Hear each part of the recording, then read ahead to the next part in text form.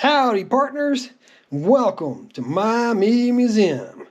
We're on episode 41 of our 45 RPM vinyl records collection, A to Z sorted boxes, 7 of them, and we're getting close to halfway through here to the next to the last box, I believe it is, and we're still in the S's with Cheb Woolley and the Purple People Eater. I'm sure you know that one. It's a novelty song, of course.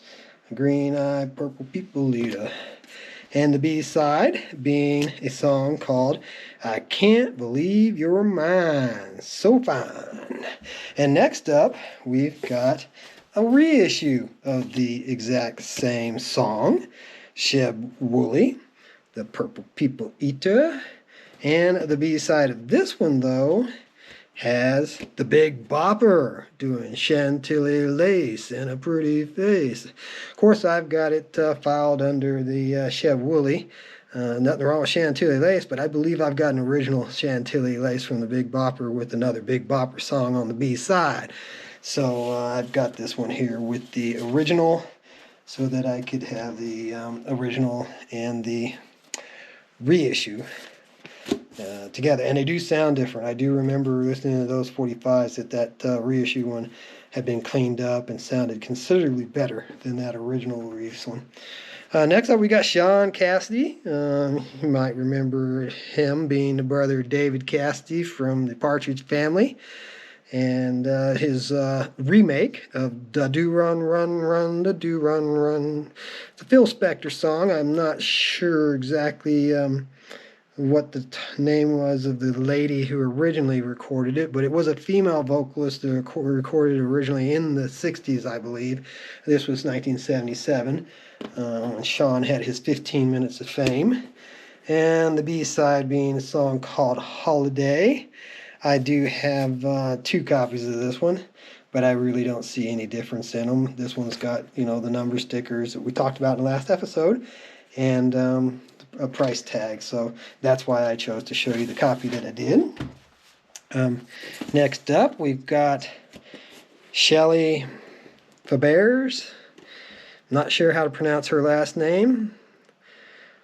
Faber's, but Shelley's doing Johnny Angel, Come Love Me. That's an old one.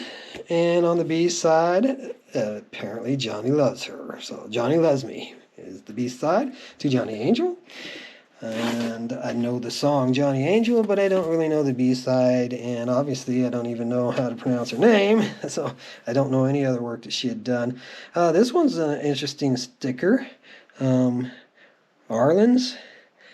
Not sure of that store. That's probably not around my neck of the woods, but 77 cents originally, and the sleeve and vinyl do match, so somebody probably paid 77 cents for this when they originally acquired it.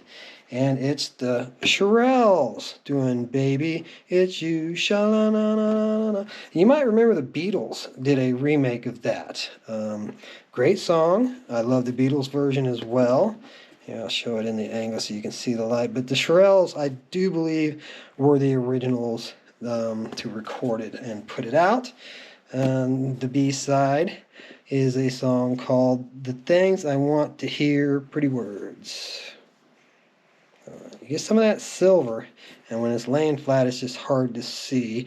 And I'm perfectly aware sometimes it comes out better than what I'm seeing in the viewfinder here, but I still like to turn them to give you a little bit better view so you can really make it out. And that's why I do that. Next up, got a brown paper sleeve, Scepter Records. This is an older one, you can tell. You see it's Scepter Records there as well, but this is a much different looking logo. I believe it's older, going back a little farther, but it's the Shirelles again, and dedicated to the one I love. I do know the song, can't really give you the tune right now because it just doesn't pop into my head, but dedicated to the one I love is a well-known song by the Shirelles, and you would probably recognize it if you don't recognize it from the title. If you got it and put it on. But this is, I would guess, an original copy. It's definitely older than that other one, which could quite possibly be that Baby It's You could quite possibly be a reissue. I'm not sure, but it could be an original as well. Like I say, I'm not an expert on this stuff. I'm a casual collector. I'm into a lot of things. I know a little bit about a lot, and a lot about a little. And these 45 records isn't one of the things that I know a lot about a little. I know a little about a lot. So on the B side here, we've got Look at Here Baby. There's also been so many editions and reissues of a lot of these vinyls. Sometimes they got reprintings just for the home jukebox market. So you see a lot of different versions on some of these songs. There's a lot of variants, and it makes it very difficult to know if you have an original first printing. And even those will vary from time to time because one press or one label machine was slightly different colored or a slightly different font than the other one. So they could have been from the same run off of different machines, or it was a second run after the first run sold out. Point is, there's a lot of variances when you get into 45 vinyls. You will see a lot of variances. Next one here we've got is Shirley Ellis, The Name Game. And I can make you really laugh here because this is a song I never could sing, but I can spark your memory if you don't recognize it with the nana nana bonana fee fi bofana hee ha, whatever, But that's the way the rhythm of the song goes. And Banana Nana is what really stuck with me. And hello, Anna Banana out there, my best friend's friend. If you're watching, just as a joke, throw that out there. Give somebody a smile for the day. The B side of this is Whisper to Me Wind, which isn't a song that I recognize at all. But maybe like the Banana Nana Name Game song, you might recognize it if we listen to it. Hard to say. All right, next up, we've got a little bit disco for you. Silver Convention doing Fly, Robin, Fly, up into the sky. And a B-side being a song called Tiger Baby. Oh, well, we got a little price tag there that somebody wasn't very good about. They would have been had to fold it over. It'd still quite possibly be a bit of an issue if you didn't catch it right at the end of the song, but somewhere, might have been me even, paid $2 for Fly, Robin, Fly. No, I wouldn't have paid $2 for Fly, Robin, Fly. I wouldn't have. That came in a box. I bought a box of stuff and got that, I'm positive, because that's not one that I'd be flipping through and decide I wanted to add to the collection. While I don't hate it, it's a song that you would know and remember, or I would know and remember from the time, but it's not something that I'd feel a strong urge to acquire. So I'm sure I got it in a box of other stuff. Simon and Garfunkel, however, that's a different matter altogether. A Bridge Over Troubled Water. I loved Simon and Garfunkel. All 5 albums were great. Really enjoyed their stuff. I still followed Paul Simon and liked a lot of his solo work. Not so much Garfunkel. Nothing against Art. He's got a great voice. He just did a little bit different style of music than what I really care for, and Paul Simon at least stuck with the pop, if not some light rock. And it looks like some critters made lunch out of this sleeve at some point. Somebody was hungry and took a bite out of Simon and Garfunkel. A B-side being a song called Keep the Customer Satisfied, which is another song that I am familiar with, but I couldn't sing for you. And you wouldn't want to hear me sing Bridge Over Troubled Water. That's in an upper register, and that's mostly Art, I think, singing on that one. Here's a Hall of Fame edition of Bridge Over Troubled Water. Same song, but I believe the last one that I showed you is an original from when it first came out, and this is clearly a reissue. And the B-side on this is another really well-known Simon & Garfunkel song that was an A-side at some point. Cecilia, you're breaking my heart, I'm down on my knees, whatever. But that's a really good Simon & Garfunkel song that's probably a little bit better known than Keep the Customer Satisfied. So, next up, we still got some more Simon & Garfunkel to look at. I've got a few of them here. And this one, again, is an original, I believe. It's definitely original looking.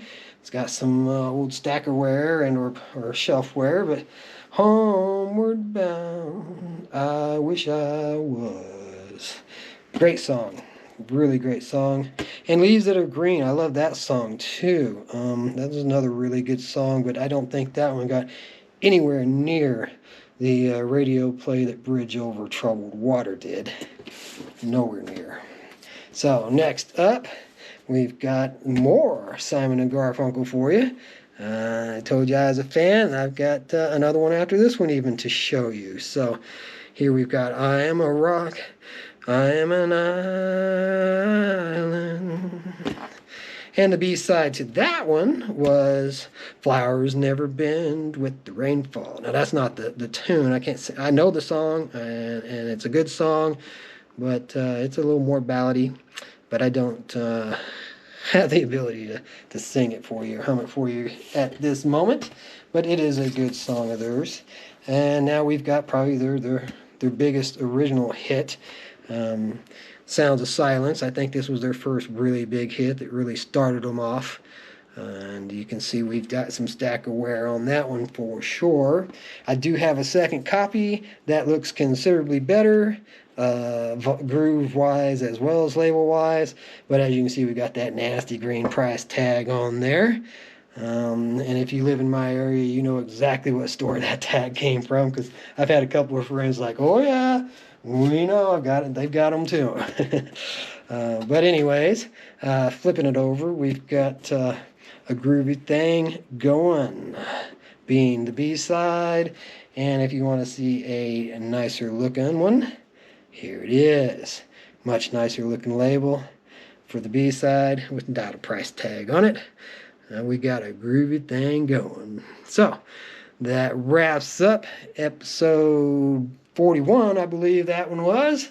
So come on back for part 42, and plenty more to show you. Have a wonderful day, and thank you for spending some time with me. Rock on!